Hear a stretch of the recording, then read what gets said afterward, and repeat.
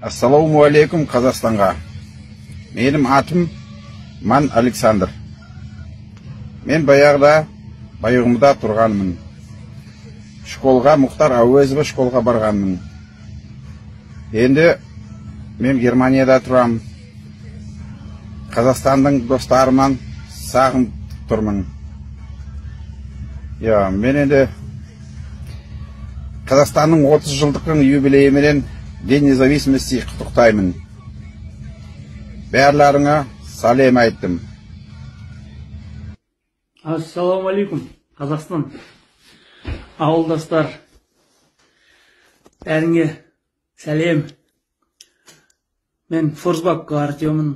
Бұрында Қазақстанда тұрғанбыз. Байырғымда мектепке жүгіріп жүргенбіз.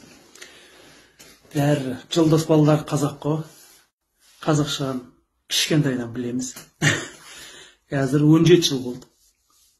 Финляндияда тұрып жатырмыз. Қазақша жай қиын болып жатыр. Но стараемся, ұмытпаймыз, Құдай қаласа.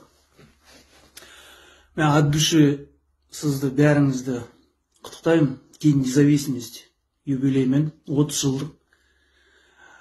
Дай Бог, щоб Қазақстанда бәрі тыныш болсын, адамдар добрый болсын, как постоянно. От души прям. От души жігіттер, апалар, аналар, көкелер, бәріңе. Братандар,